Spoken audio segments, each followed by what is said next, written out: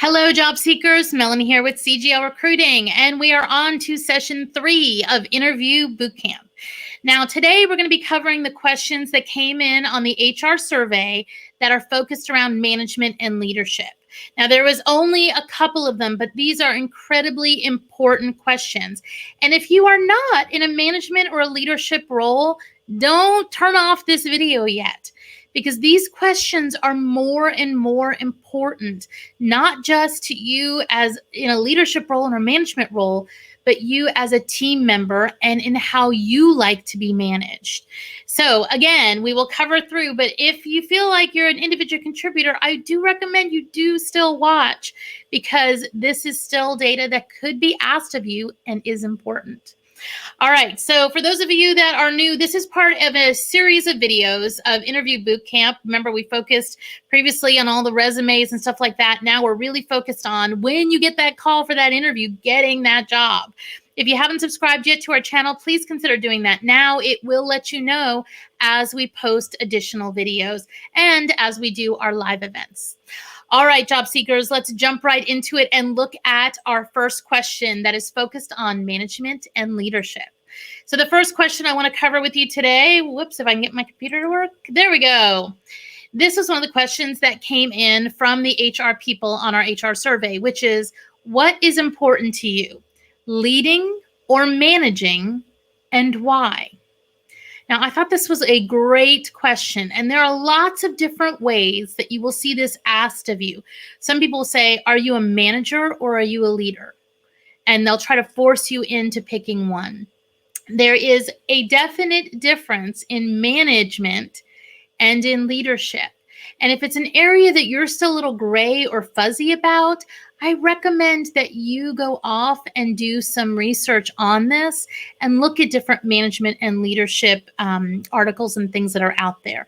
But even if you're not have anybody reporting underneath you, that does not mean that you are not managing processes or that you are not managing different functional teams that don't report to you, which can sometimes even be harder. And the same is true with leadership. Just because you may not be leading an organization doesn't mean that you're not leading the organization culturally.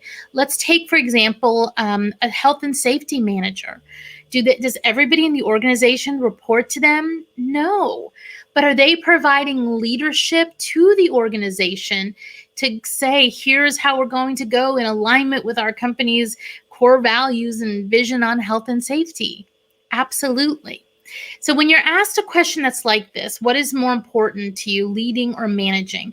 There is a certain need to attach it to yourself of how you feel about these two. But I would say the correct response to this would be that they are different things. You can manage a process and you can manage things, but you lead people. So if someone's asking you about this, if you do not want to be leading people, if you like being an individual contributor, and there is nothing wrong with that. There are some incredibly senior scientists and stuff that just do not like leading people. That's okay. Just make sure your answer doesn't rule you out of leading the organization forward towards like technical advancement. All right, let's take a look at one of the other questions that came up on the survey. And this was, and there's these next two kind of go together. First one was, give me a description of a manager you worked for that was great and why. So of course, they're going to be making decisions based on the answer that you give them on your management style. If you felt like, well, this manager was really good about setting a vision for everybody, and that's something that's attractive to you, then they are going to most likely infer that you want to report to a manager that does something similar to that. It's going to give them insight into what is important to you in management and leadership. Now, the reverse of this question is exactly what you would think. Give me a description of a manager that you worked for. Whoops. There we go. That was less than great. And why? And again, they're going to be looking at the same path. Now, this one, though, has a fatal flaw in it. You don't want to ever come across as too negative And you don't ever want to come across as complaining or releasing data that should not be released. So you have to kind of walk a fine line with this. Don't go into specific people. Well, I worked for this manager named Joe Smith and he was terrible. You don't need to mention the name. It doesn't matter, right? And I think you also need to make sure that it doesn't come across as complaining by focused on, well, I did have a manager that was much more of a micromanager. And I find that I preferred it instead when I was focused on this. So don't dwell on the negative. As quick as you can, get off and try to focus on the positive aspects. So it doesn't look like you're just complaining about them, but instead you realize what's important. Okay, let's take another one. And this one is more general that you're going to see a lot. And that is, what is your leadership style? Now, everybody says when I ask this question, well, I am not a micromanager, because micromanagement has gotten such a bad rap, as it should, right? That's not an effective management style, as we know. So when you're looking at leadership styles, it can be very helpful to have one that is got a framework or a methodology built around it. Like, do you follow situational leadership? Do you follow oh my gosh, now my brain's gonna go, like something with following Stephen Covey's guidance? Do you follow servant leadership? Did you really like the book Good to Great?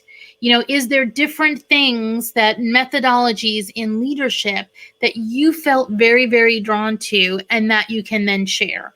If you are in a leadership role and you don't have one of these, I think that's an area for development of you, that you should go off and try to find a leadership style that works for you, that you can then share that methodology out.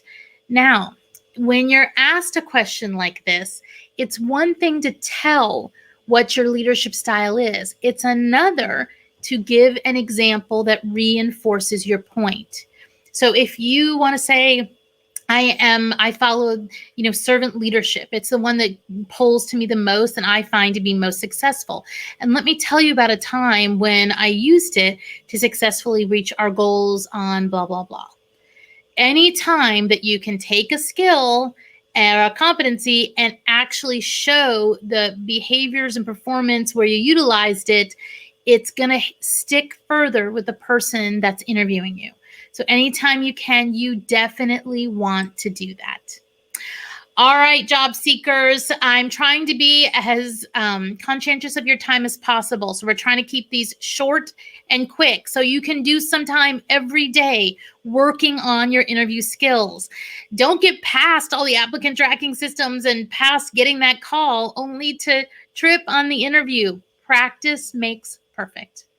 All right, job seekers, as always, thanks for watching, and I will see you next time.